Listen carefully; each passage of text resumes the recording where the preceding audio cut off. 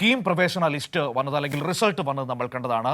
പക്ഷേ ഹൈക്കോടതി സംസ്ഥാന സർക്കാർ ആദ്യം പ്രസിദ്ധീകരിച്ച റിസൾട്ട് അംഗീകരിക്കാതെ പുതിയ റിസൾട്ട് പബ്ലിഷ് ചെയ്യാൻ വേണ്ടി പറയുന്നു. മറ്റൊന്നുമല്ല, ഈ കീമിൻ്റെ ഒരു പ്രധാനപ്പെട്ട പ്രശ്നമെന്ന് നമുക്കറിയാം. സ്റ്റേറ്റ് സിലബസിലുള്ളവരും CBSE സിലബസിലുള്ളവരും ആ പരീക്ഷ എഴുതുമ്പോൾ അതിൽ സ്റ്റേറ്റ് സിലബസിലുള്ളവർക്ക് വലിയ പ്രശ്നങ്ങൾ സാധാരണഗതിയിൽ നേരിടാറുണ്ട്.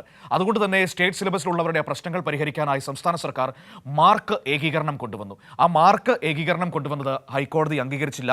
അവസാന നിമിഷം പ്രോസ്പെക്ടസ് വന്നതിന് ശേഷം ആ മാർക്ക് ഏകീകരണം കൊണ്ടുവന്നത് ശരിയായില്ല എന്ന നിലപാട് സ്വീകരിച്ചുകൊണ്ട് പുതിയ റിസൾട്ട് പബ്ലിഷ് ചെയ്യാനാണ് ഹൈക്കോടതി പറഞ്ഞത്.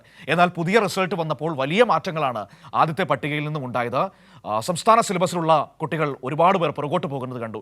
ആദ്യ സിലബസിൽ 46 പേരുണ്ടായിരുന്നുവെങ്കിൽ, ആദ്യ 100-ൽ 46 പേരുണ്ടായിരുന്നുവെങ്കിൽ രണ്ടാമത്തെ റിസൾട്ട് വരുമ്പോൾ 21 പേരായി ചുരുങ്ങുന്നതാണ് നമുക്ക് കാണാൻ കഴിഞ്ഞത്.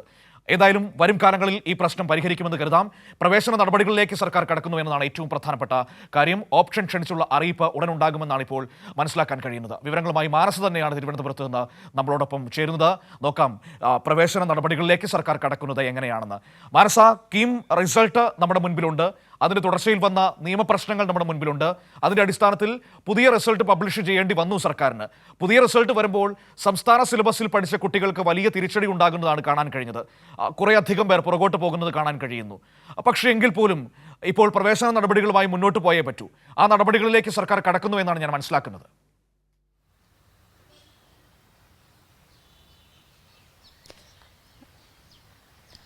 അതുതന്നെയാണ് മനോ. സംസ്ഥാനത്തെ വിദ്യാർത്ഥികളുടെ, സംസ്ഥാന സിലബസ് വിദ്യാർത്ഥികളുടെ ആവശ്യങ്ങൾ അല്ലെങ്കിൽ അവരെ മാനിച്ചുകൊണ്ടാണ് അത്തരത്തിലൊരു മാർക്ക് ഏകീകരണവുമായി സംസ്ഥാന സർക്കാർ മുന്നോട്ട് പോയിരുന്നത്. പക്ഷേ ഈ ഒരു അവസാന ഘട്ടത്തിൽ ആയതുകൊണ്ട്, മാർക്ക് ഈ പരീക്ഷാ ഫലം പ്രസിദ്ധീകരിക്കുന്ന ആ ഒരു നിമിഷത്തിലായതുകൊണ്ട് തന്നെ ആ ഒരു ആദ്യ റാങ്ക് ലിസ്റ്റിന് റദ്ദ് ചെയ്ത് പിന്നാലെ ദ്രുതഗതിയിൽ പെട്ടെന്ന് തന്നെ റാങ്ക് ലിസ്റ്റ് പ്രസിദ്ധീകരിക്കേണ്ട ഒരു സാഹചര്യം തന്നെയായിരുന്നു സംസ്ഥാന സർക്കാരിന് ഉണ്ടായത്. കാരണം ഈ ഒരു പ്രവേശന നടപടികൾ ഉൾപ്പെടെ വൈകുന്ന ഒരു ഘട്ടം ഉണ്ടാകും. അതുകൊണ്ട് വിദ്യാർത്ഥികളെ ബാധിച്ച് അല്ലെങ്കിൽ വിദ്യാർത്ഥികളുടെ പ്രവേശന നടപടികളെ അത് ബാധിക്കാത്ത വിധം മുന്നോട്ട് കൊണ്ടുപോകണമെന്ന സാഹചര്യം കണക്കിലെടുത്താണ് ഈ ഘട്ടത്തിൽ ഒരു ഫലം ഉടൻ തന്നെ പ്രസിദ്ധീകരിച്ചത്. ആ ഒരു ഫലം പ്രസിദ്ധീകരിച്ചതോടുകൂടി ആദ്യ ഫലത്തിൽ 46 കുട്ടികളായിരുന്നു സംസ്ഥാന സിലബസിൽ ഉണ്ടായിരുന്നതെങ്കിൽ രണ്ടാമത്തെ ഫലത്തിൽ 21 വിദ്യാർത്ഥികളാണ് സംസ്ഥാന സിലബസിലെ വിദ്യാർത്ഥികളിൽ ആദ്യ 100-ൽ ഇടം പിടിച്ചിരിക്കുന്നത്. ഇത് സംസ്ഥാനത്ത് ഒരു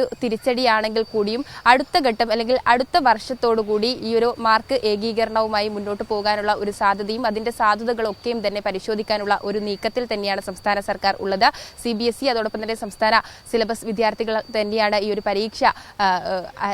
പരീക്ഷ അറ്റൻഡ് ചെയ്യുന്നത്. ആ ഒരു ഘട്ടത്തിൽ സംസ്ഥാന സിലബസിലെ കുട്ടികളെ അവരുടെ ആവശ്യങ്ങൾ പരിഗണിച്ച ആ ഒരു ഘട്ടത്തിലേക്ക് നീങ്ങാൻ തന്നെയാണ് സംസ്ഥാന സർക്കാരിന്റെ ഉദ്ദേശവും. ഏതായാലും നിലവിൽ ഈ ഒരു ഹൈക്കോടതി സ്റ്റേ ചെയ്ത ഡിവിഷൻ ബെഞ്ച് അത് സ്റ്റേ ചെയ്യുന്ന ഒരു സ്ഥിതിയായിരുന്നു ഉണ്ടായിരുന്നത്. അതോടൊപ്പം തന്നെ ഉടൻ തന്നെ ഫലം പ്രസിദ്ധീകരിക്കണമെന്ന നിർദ്ദേശവും നൽകിയിരുന്നു. ആ ഘട്ടത്തിൽ സംസ്ഥാന സർക്കാർ ഉടൻ തന്നെ ഫലം പ്രസിദ്ധീകരിച്ചു. അതിൽ ഓരോ ആളുകളുടെയും റാങ്ക് നില തന്നെ വലിയ രീതിയിൽ മാറ്റം വന്നിട്ടുണ്ട്. 8ാം സ്ഥാനത്തുള്ളവർ 5ാം സ്ഥാനത്തുള്ളവർ 1ാം സ്ഥാനത്തും അതോടൊപ്പം തന്നെ 1ാം സ്ഥാനത്തുള്ള വിദ്യാർത്ഥി 8ാം സ്ഥാനത്തും ഒക്കെ പോകുന്ന ഒരു സ്ഥിതിയായിരുന്നു ഉണ്ടായിരുന്നത്. അതോടൊപ്പം തന്നെ ആദ്യ റാങ്കിൽ അല്ലെങ്കിൽ ആദ്യ ഫലപ്രഖ്യാപനത്തിൽ 46 വിദ്യാർത്ഥികളായിരുന്നു കേരളത്തിൽ ഉണ്ടായിരുന്നതെങ്കിൽ നിലവിൽ പുതുക്കിയ പ്രസിദ്ധീകരണത്തിൽ ഉണ്ടായിരിക്കുന്നത് 21 വിദ്യാർത്ഥികളാണ്. അതോടുകൂടി തന്നെ മന്ത്രി കഴിഞ്ഞ ദിവസം തന്നെ വ്യക്തമാക്കിയിട്ടുണ്ട്. ഫലപ്രഖ്യാപനം വരുന്നതിന് മുന്നെയാണ് മന്ത്രി മാധ്യമങ്ങളെ കണ്ടത്. ഈ ഒരു ഘട്ടത്തിൽ ഉടൻ തന്നെ ഫലം പ്രസിദ്ധീകരിക്കും. അതോടൊപ്പം തന്നെ ഈ പ്രവേശന നടപടികൾ വൈകിപ്പിക്കാതിരിക്കാൻ വേണ്ടിയാണ് ഇത്തരത്തിലൊരു വേഗം തന്നെ ഫലം പ്രസിദ്ധീകരിക്കുന്നത്. അതുകൊണ്ട് തന്നെ പ്രവേശന നടപടികളൊക്കെയും തന്നെ ഉടൻ ആരംഭിക്കാൻ തന്നെയാണ് സാധ്യത.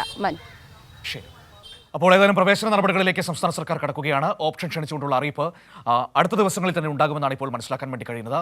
പക്ഷേ ഇവിടെ പ്രശ്നമെന്ന് പറയുന്നത് ഈ പറയുന്ന +2 മാർക്ക് ഏകീകരണം ഒരു വലിയ വിഷയമായി നിൽക്കുകയാണ്. ഇപ്പോൾ ഇതിൽ പറഞ്ഞൊരു പ്രധാനപ്പെട്ട കാര്യമുണ്ട്.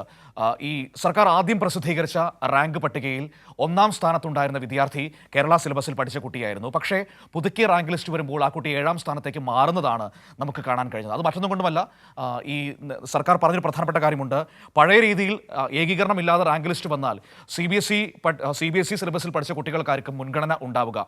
എന്നാൽ മാർക്ക് ഏകീകരിച്ചു കഴിഞ്ഞാൽ രണ്ടുപേർക്കും ഒരേപോലെ മുന്നോട്ട് പോകാൻ കഴിയും എന്നതായിരുന്നു സർക്കാർ മുന്നോട്ട് വെച്ച പ്രധാനപ്പെട്ട വാദമെന്ന് പറയുന്നത്. പക്ഷേ കോടതി പറഞ്ഞത് നിങ്ങൾ ഈ പ്രോസ്പെക്ടസ് തയ്യാറാക്കിയതിനു ശേഷം അവസാന നിമിഷം അത്തരത്തിൽ മാറ്റം വരുത്തുന്നത് ശരിയല്ല എന്നൊരു നിലപാട് കോടതി സ്വീകരിക്കുന്നു.